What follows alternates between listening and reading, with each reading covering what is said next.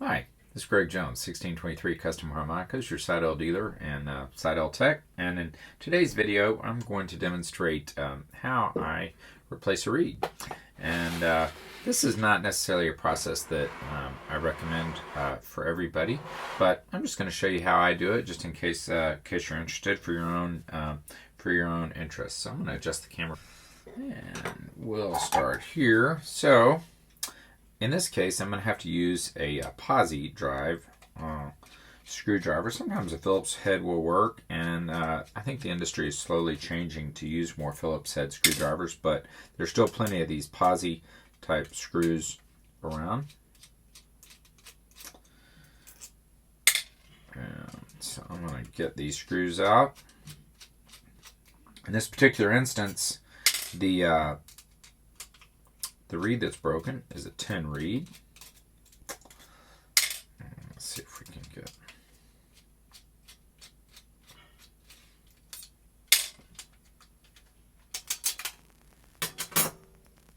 See that reed right there is cracked. So first thing I need to do is remove that reed, and I'm going to use I use a special punch that was designed by Richard Slay and manufactured by Blue Moon Harmonicas, and that's just what I use. I do this quite a bit every day. I'm replacing reeds, and so this is the system that I've developed over time. So I'm going to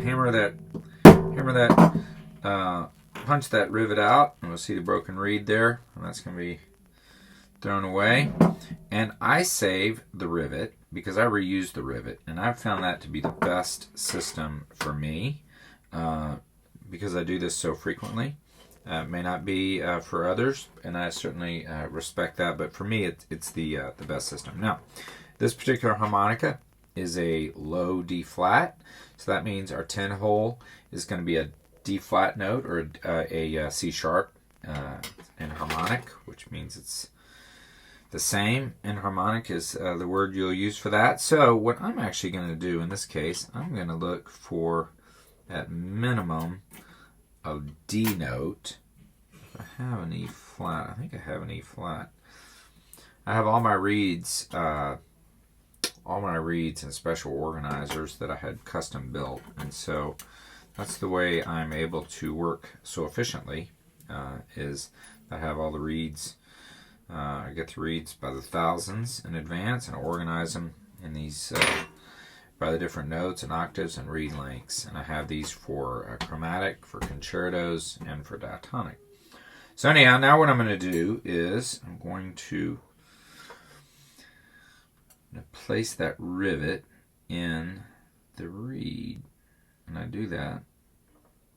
Remember, the pad's going to go down, and this is not really an instructional video for you to use to replace your own reeds. It's really just for you, if you're interested, to see how I do it. I do this frequently, so I kind of have my system down. And what I'm going to have to do is I'm going to have to widen or bore out that hole just a little bit to get it through the rivet. So now the rivet's in there. Now I have a second little trick I got to do here. I got to get that into the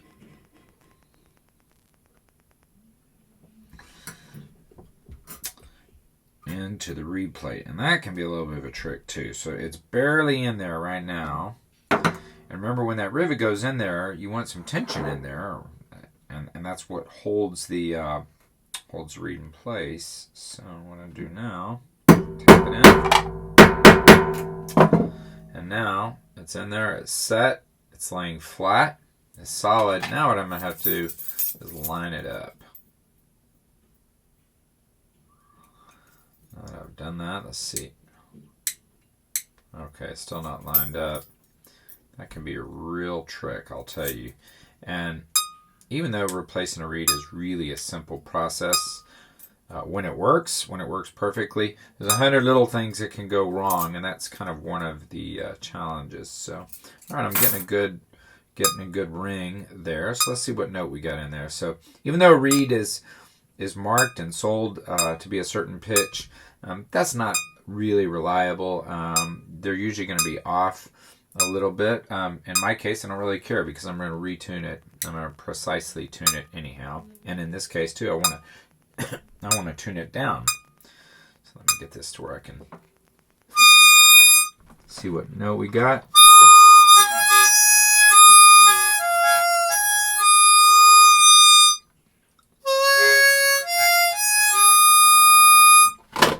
Alright, so that looks like an E flat note.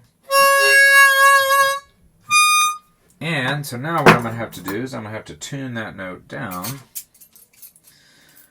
at least a whole step.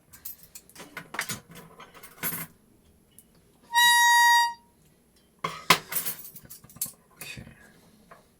So what I do, I use a rotary polisher with a palmer bit. Let's go to work on that reed.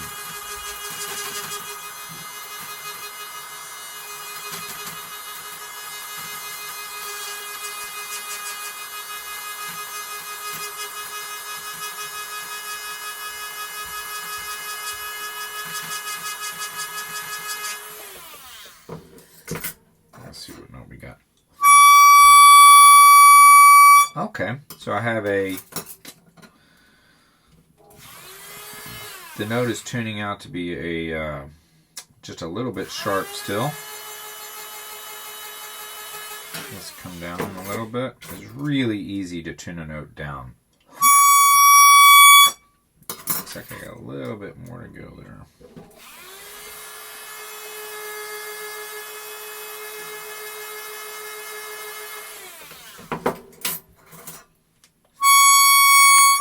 It looks like that in tune. So what I'm going to do now is I'm going to mount it without any tension on the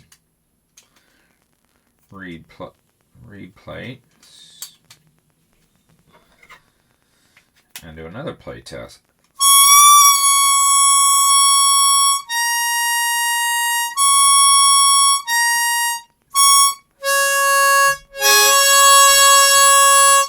So what I did a play test with the tuner, came out perfect, and then just to test it out, I played the octave, and the octaves sound real good. Anyhow, that was just for you, just for your own interest. If you anyone cared to see kind of how I do reed replacements, it's not really that hard, but it's not recommended. I don't generally recommend it for most players, just because there's so many things that can go wrong and make it a little bit tricky. And so when you do it as often as I do, so it makes you know all these little problems are going to kind of pop up. Anyhow, just a window into the Seydel workbench. So I thank you for tuning in. I'm Greg Jones, your Seydel dealer and Seydel Tech.